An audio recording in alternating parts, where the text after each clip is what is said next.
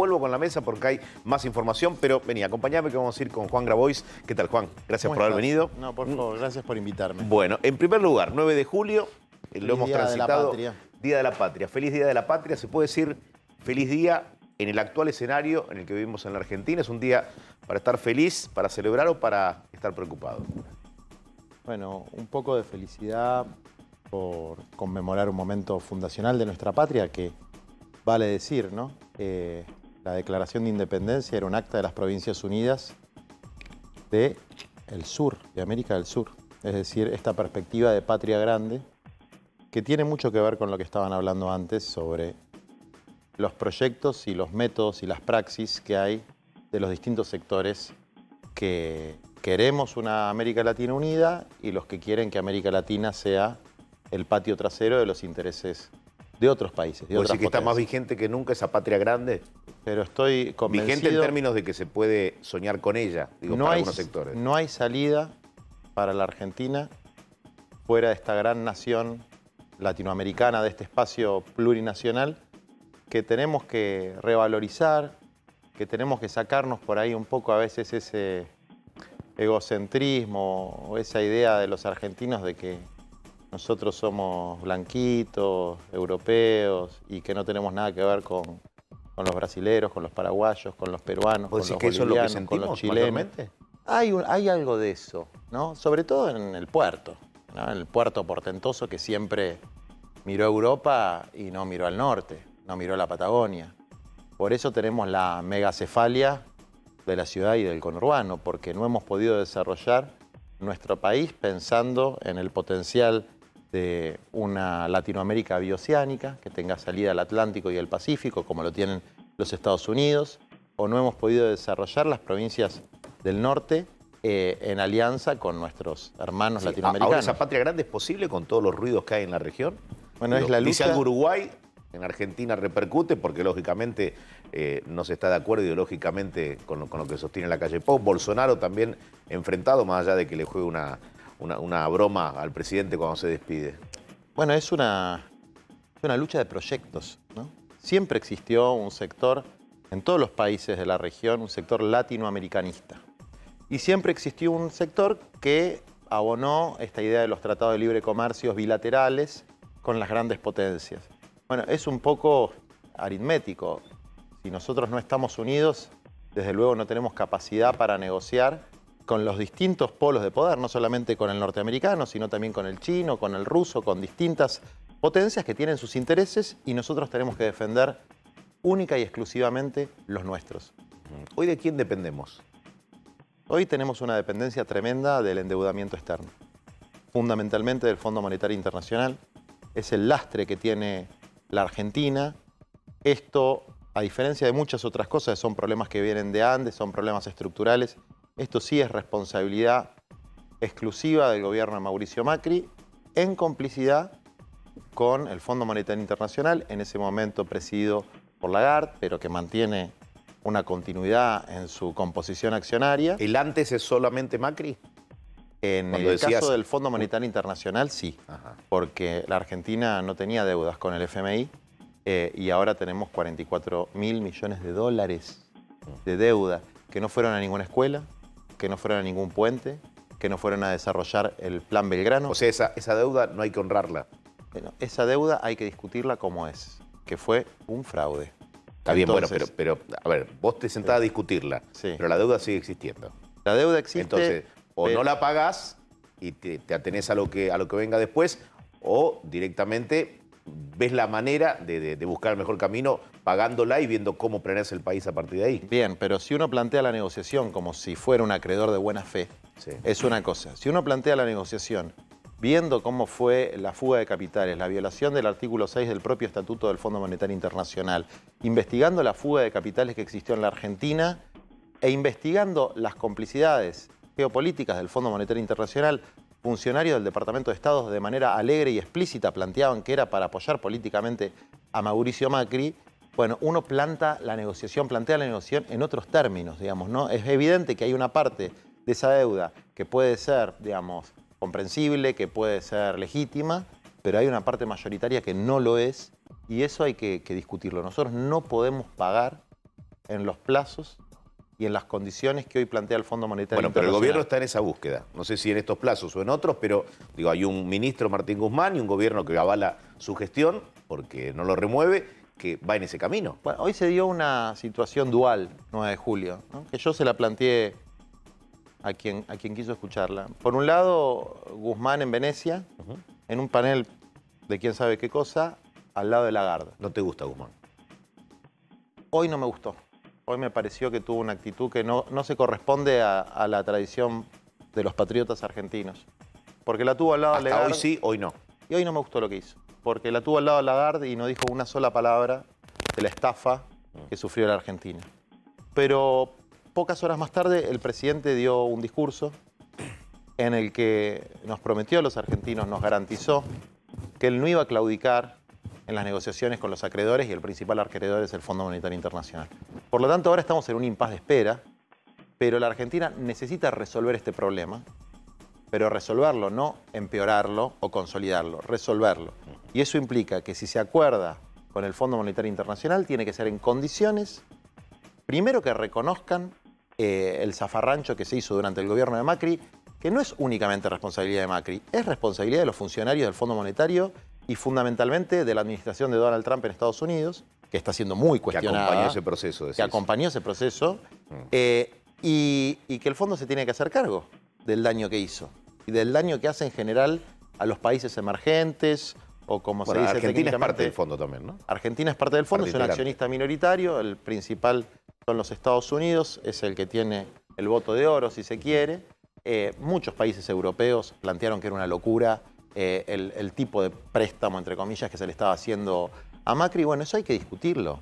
Eso hay que discutirlo. Juan, ya que estamos en tema internacional, el presidente le pidió perdón al pueblo boliviano, ¿no? Por lo ocurrido, recién lo planteamos. Muy bien hecho, hizo. ¿Le tiene que pedir perdón al pueblo argentino por algo? ¿Considerás que le tiene que pedir perdón por algo? Primero vamos a lo de Bolivia. Sí. Yo estuve en Bolivia durante el golpe de Estado. Estuve en la Embajada Argentina en Bolivia. Hablé con funcionarios de la Embajada Argentina en Bolivia y lo publiqué en mi poder, un memo de nuestra embajada al canciller Fori, en el que explicaba que se estaba preparando un golpe de Estado, que había habido una reunión en la Agregaduría de Negocios de Estados Unidos en Bolivia, donde se le pidió a los países, fundamentalmente Argentina, Perú y Brasil, apoyo internacional para el golpe de Estado. Luego denunciamos que una semana antes de esta carta que envía este comandante de la Fuerza Aérea Boliviana a la Embajada Argentina, entraron 10 camiones de las Fuerzas Armadas Argentinas. ¿Lo viste? No, no lo vi, hay fotos, está en internet. Ahora, ¿vos considerás, digo, a esta altura, que no hay dudas de que hubo apoyo con armamento o con recursos humanos? Nosotros lo denunciamos en ese momento. Entraron 10 camiones para una supuesta ayuda humanitaria en unos incendios que había habido casualmente en Santa Cruz de la Sierra. ¿Te presentarías a aportar lo que sabés o lo que tenés sobre Lo esto? aporté Digo, judicialmente. públicamente y judicialmente, no tengo ningún problema en dar testimonio de lo que hablé en la Embajada Argentina. ¿Lo vas a hacer? Si me cita la Fiscalía, sin lugar a duda, digamos, ¿no? Y la documentación está a disposición de la Fiscalía, digamos. Acá hubo una definición de un grupo de gobernantes latinoamericanos de desarrollar un proceso de destrucción de lo que nosotros llamamos gobiernos nacional populares, otros llaman gobiernos populistas. No importa, la democracia es así. La definición es... La democracia es así, el que gana tiene que gobernar hasta el último día. Como planteamos durante el gobierno de Macri, que terminó su mandato, entre otras cosas porque hubo una gran responsabilidad de quienes nos oponíamos a ese proyecto político para no tener una interrupción en la institucionalidad de la Argentina.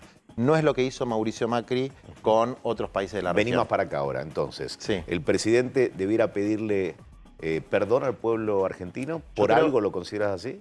Mira, mi respuesta es sí. Mi respuesta es que el presidente, como parte de la clase gobernante en la Argentina, de la clase política en la Argentina, tiene que pedirle perdón al pueblo argentino por los inmensos sufrimientos causados y por la demora en las respuestas y las soluciones. ¿Vacunas? En el tema de la vacuna yo no soy tan...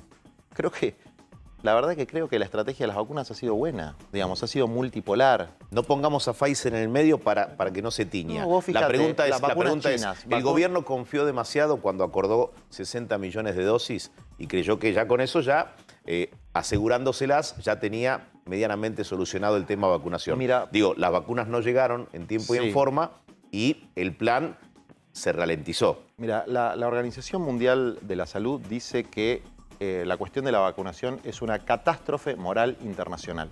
El 85% de las vacunas del mundo la tienen 15 países. La Argentina no es una potencia. En el marco de las capacidades y el poder que tiene la Argentina, la negociación no fue mala. A veces muestran estadísticas de los países que tienen las dosis completas y Argentina no aparece en los primeros puestos, fundamentalmente porque la estrategia sanitaria fue dar la primera dosis. Y el 60% de la población adulta tiene la primera dosis. Eso no tiene paragón en otros países de la dimensión que tiene la Argentina. Bien. Ahora, sacando a esos países poderosos, hubo otros que completaron un plan de vacunación quizá a mejor ritmo. No muchos, muy pocos. Está bien. Bueno, entonces, la pregunta es, ¿debiera pedirle perdón a la población porque se pudo haber gestionado mejor sanitariamente y económicamente la pandemia? Yo creo que la parte sanitaria se hizo lo mejor que se podía con las características de nuestro país. Y creo que se hizo a conciencia y se priorizó la salud de la gente y la vida de la gente sobre los negocios. ¿Debió haber más Congreso y menos DNU? No, esas son cosas que... A ver, si no hay una situación de necesidad y urgencia en una pandemia, no sé qué es una situación de necesidad y urgencia. Yo no creo pero el proceso fue largo.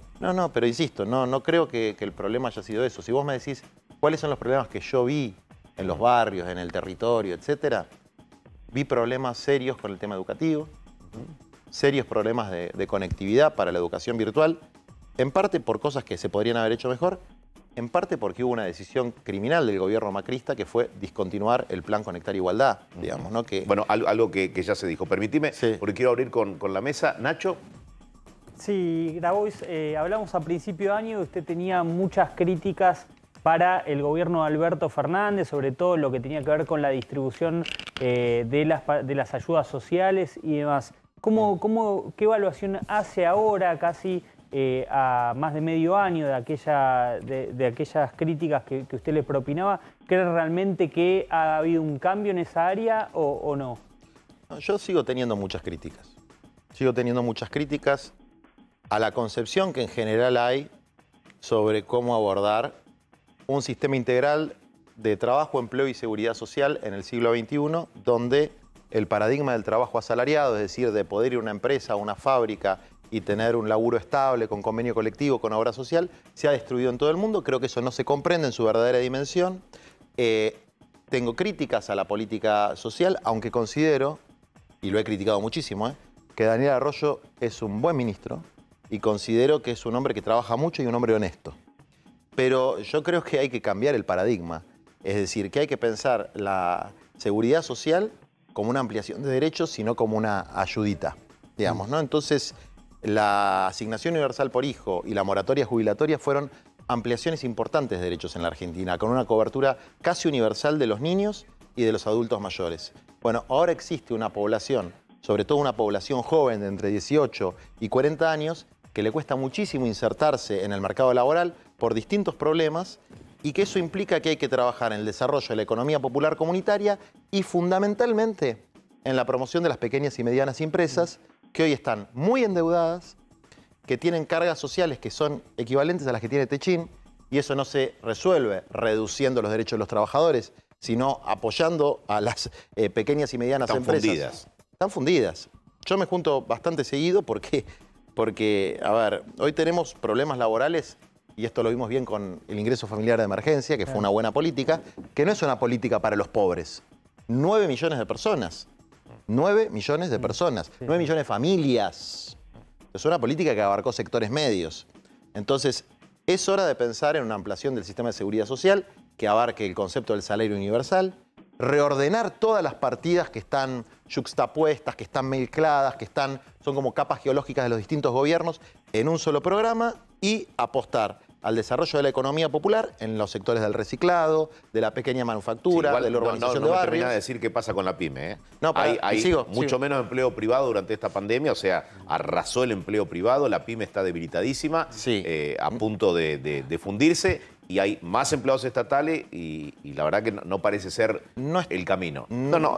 Se tomaron empleados estatales. No es tan así. Digamos, yo el otro día lo preguntaba en un programa, pues yo me gasté en estudiarlo. Sí. ¿Vos sabés cuántos empleos privados registrados se perdieron en la pandemia? 200.000 en un momento. Bueno, ahora se recuperó, estamos más o menos en 150.000. Sí. Es mucho, pero el trabajo que se hizo con lo que fue el Repro en ese momento, ¿no? Que no recuerdo, el Repro 1. Claro, no recuerdo el nombre que se le dio para la pandemia, pero que fue cubrir la mitad del salario. El ATP. El ATP, exactamente.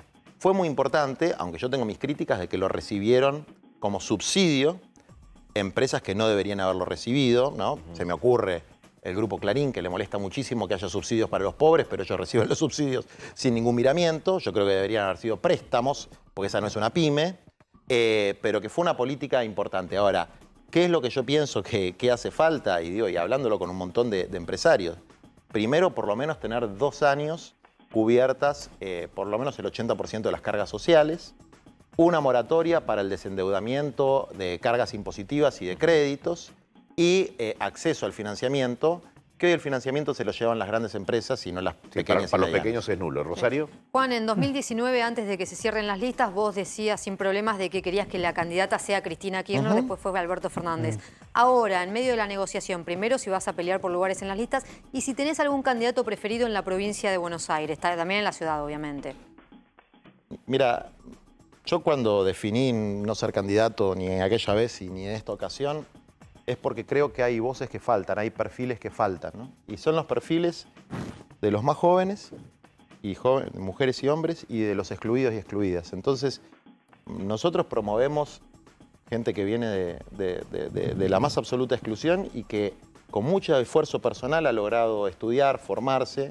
Sí, tengo candidatos que yo apoyo, una cartonera de Villa Fiorito, Nati Saracho, una productora rural del Cinturón Hortícola de La Plata, el Sayanaje, apoyo también cartoneros acá de la Ciudad de Buenos Aires. Se aprobó la ley de cupo trans, pero no hay ni mujeres trans, ni pueblos originarios. Es decir, hay un sector del país del que la política habla mucho, pero que no tiene voz, no tiene ninguna representación. Entonces yo soy un abogado que tuvo la suerte de ir a la Universidad de Buenos Aires, tengo 2 carreras universitarias, nunca me faltó nada. No creo que haga falta uno más, ¿no? Sí creo que hacen falta estas voces de los excluidos, de las excluidas, de la juventud, de los que tienen menos de 25 años, de los que se habla todo el tiempo, pero nunca están en los lugares de decisión, y eso es lo que nosotros promovemos. Martín. Juan, los sectores que vos representás fueron de los más perjudicados económicamente durante el gobierno de Macri. Vos marcabas que hoy también la situación es muy dura. ¿Crees que el gobierno en las próximas elecciones va a perder votos de ese sector por la situación actual? Puede ser. No es lo que más me preocupa, la verdad. Me preocupa más que se tome conciencia de que hace falta algunas medidas de fondo, de acceso al trabajo, a un ingreso, un salario básico universal, que es algo que se está discutiendo en todo el mundo y es necesario en un momento de tanta inestabilidad saber de que tenés por lo menos garantizado lo mínimo para vivir, pero para todo el mundo, y que no sea discrecional, que no sea es para vos, pero para vos no. El acceso a la vivienda, por lo menos a un lote. ¿No? Tenemos 11 millones de argentinos con serios problemas habitacionales. Es imposible comprar una casa y prácticamente imposible alquilarla. Bueno, esos son temas... ¿Apoyar lo de las tierras improductivas? ¿Cómo? ¿Apoyar lo de las tierras improductivas? ¿Que las tierras improductivas sean de utilidad pública? Sí. No, desde luego, digamos, estoy absolutamente convencido. Y además es algo que está en la Constitución de Neuquén, que forma parte de la tradición histórica en la Argentina. Lo que pasa es que acá hay una palabra maldita, ¿no? Que es la palabra expropiación. Es el chiste que hacen a veces los macristas, exprópiese, ¿no? Chávez. ¿Sabes cuál fue la ley de expropiación más masiva que hubo en la Argentina? La ley de barrios populares, que se sancionó durante el gobierno de Macri con la firma de Carrió, Mazot y Negri. Más de 4.500 macizos de tierra expropiados. Y ahí no era un delirio del castrochavismo. Ahí parecía una medida de justicia social. Bueno, ahora tal vez hay que tener medidas audaces que no perjudiquen a nadie, que no son violatorias del derecho de propiedad privada. Medidas audaces pueden perjudicar o quitarle algo a determinada persona. No, la Constitución argentina no... Digo, sacalo del eje de la política. Yo te pregunto, sí. el hecho de las tierras improductivas llegó muy fuerte a la gente que de pronto tiene un terreno y que quizá no puede construir porque económicamente hoy así no le da su economía. Y eso llegó también a esa población. Sacale el eje de la política. Lo que pasa es que se genera mucho miedo, ¿no? Entonces, Yo soy un gran usurpador. No tengo una sola denuncia por usurpación. Nunca usurpé nada, nunca hice una toma de nada. Lo que digo es, si no se resuelve el problema del acceso a la tierra y la vivienda, por una cuestión de la ciencia física, el espacio no alcanza, a algún lado va la gente. Entonces, hay que ser muy torpe para no entender que si no hay tierra disponible para que las familias argentinas puedan tener un cachito de lugar, un lugar para edificar, bueno, vamos a tener un problema de conflictividad social permanente. La Constitución argentina no permite la confiscación. No la permite. Sí permite la expropiación, que es el pago de una indemnización. Declarar de utilidad pública y sujeto a expropiación.